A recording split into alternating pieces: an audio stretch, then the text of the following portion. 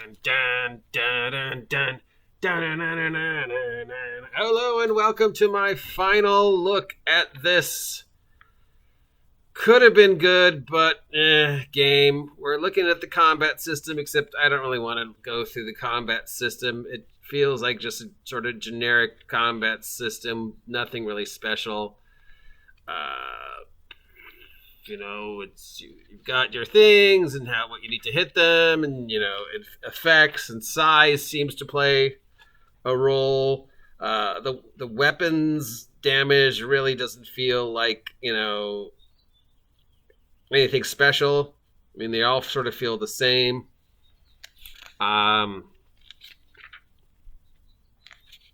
Yeah. There's nothing about this that stands out as new, different enough to make it competitive with the other superhero role-playing games that are on the market right now or will be on the market next year. I mean, we've already got a couple really good ones coming out. We've got a couple really good ones on the market right now, all of which do this better. The unique ideas in here are probably... Where is it?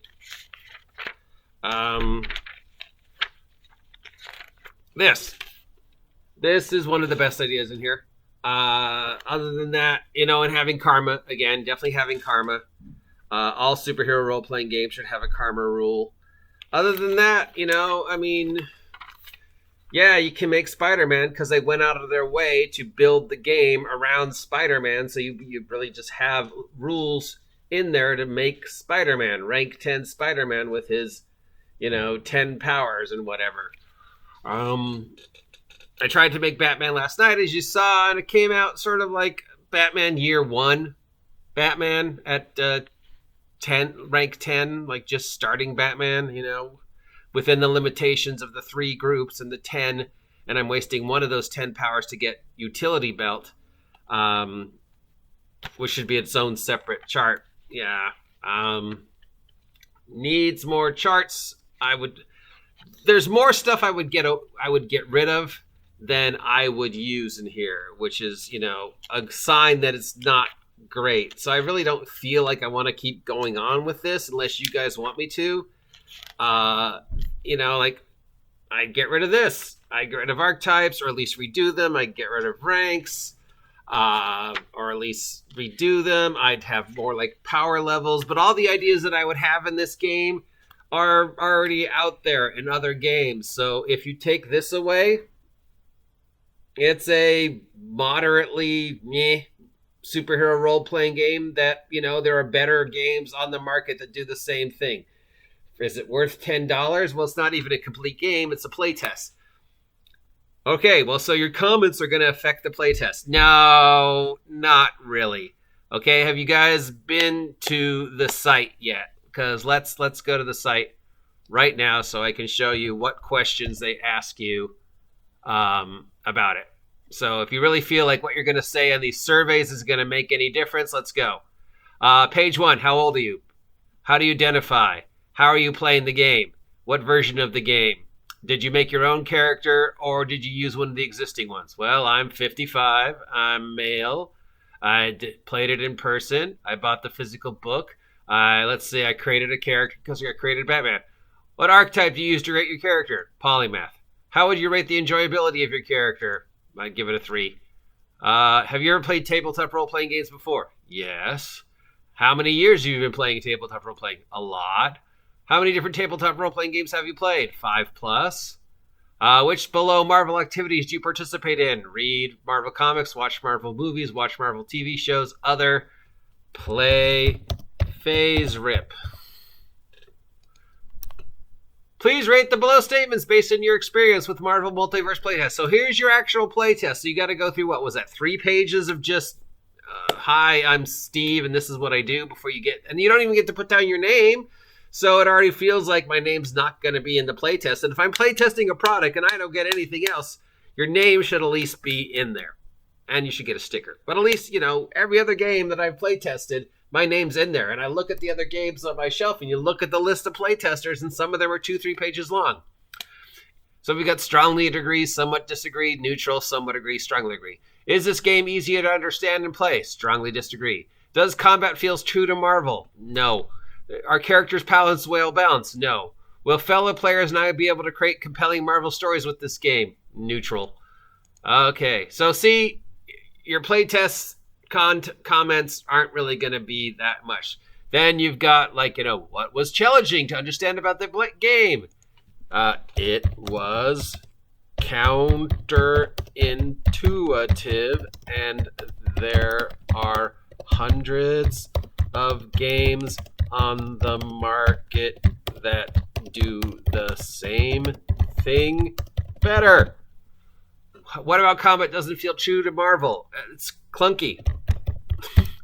What makes characters' balance unbalanced? Please share changes you'd like to see. I can't make Batman. So if this is it, it's a generic form thing. It's the same things Wizards used for what you wanted to change on 5e. Do you feel the game's complexity too challenging? What do you want to see in the game? Teamwork rules, sidekick, other products you'd like to see made for the game, miniatures. Three, and they want to know what 3 choices of characters you want to see in here. Like the Fantastic Four, your very first Marvel team should be in there. Spiderman should be here, and your most popular team, the Avengers, should be in there. And then again, they want to know: do you want to play? What did you think about this? I don't want to keep going. I doubt I'm going to buy the book, and I doubt I'm going to recommend it. Change everything, or this will not sell. So there you go. So if you're feeling that you're going to be able to actually contribute to the playtest of this game in some way, no, it's a generic form. You've got a couple lines of text where you could list what you don't like, and they're very generic questions. What would you change? Well, really, you know what? I'd change, with the exception of the powers thingy, because I really like that. I mean, I like the way it looks. The powers are meh, but I like the look. I like this. I'd like to see more of this. This is clever, different, unique. Everything else about this game is either gimmicky for the sake of being gimmicky, way too clunky, counterproductive, uninteresting, doesn't feel like Marvel. I'm not even saying I'm comparing this to Faserip Marvel, but if I'm comparing it to the 1, 2, 3, 4, 5, 6, 7, 8, 9, 10, 11 superhero games I have on my shelf, and the 5 to 10 more I just have PDFs with, there's nothing in here I haven't seen before. So all this has going for it is the fact that it's Marvel. And if it's going to be a Marvel game, you've got to capture, this is the thing I said going in, you've got to capture the feel of a Marvel comic book. And say what you will about Faserip, it captures the feel of the comic book. I lift the car with my Herculean strength, I blast him with my exceptional blasting. Only my years of experience allowed me to survive that. There are some games that really capture the feel of comic books, and there's some games that really capture the feel of Marvel. If I wanted to run a Marvel game in a system that really captured the feel of Marvel, I'm sorry, Matt Floorbush, whatever. This doesn't feel Marvel for me. This doesn't even feel like a compelling superhero role-playing game for me. This doesn't feel like something I would go out and spend $50 on when I've already got copies of my all-time favorite superhero role-playing games and a couple other obscure ones I picked up at Seth's because they were 75% off, and I just, felt like they needed a home. And I'm a completist. But there's no way to complete the collection of every superhero role-playing game ever played because there's like 10 billion. So, yeah. So if you want to hear me keep going on and doing more about this, I will. But otherwise, if this is going to be the last one, I would say don't. If you haven't got this yet, don't get it. Wait till the playtest is done. Wait till hopefully they'll post an errata soon and change something. There hasn't been an update since the 20th, so they haven't even started changing things. I remember when I was playtesting GURP stuff, and I would send responses in and get like information back by the end of the week. And there'd be changes based upon our playtest responses by the end of the week. If we played Sunday GURP Supers, we'd get comments back from Steve Jackson Games within a week, and that was like sending stuff via snail mail, or slow internet, because that was the 80s. So yeah, I'm sorry. I wanted to like this game. I really, really did. I was really hoping that they would be able to capture the feel of Marvel, capture the feel of Faserip, but there are already Faserip retro clones out there that range from mediocre to pretty good. So if I wanted to just get a retro clone of Faserip, I'd just go get one, besides G-Core, which I already have.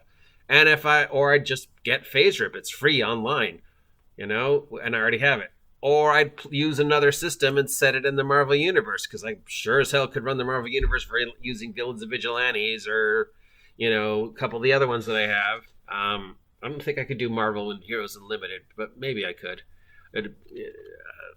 Heroes Unlimited feels like it's more DC than Marvel, because it's just so clunky.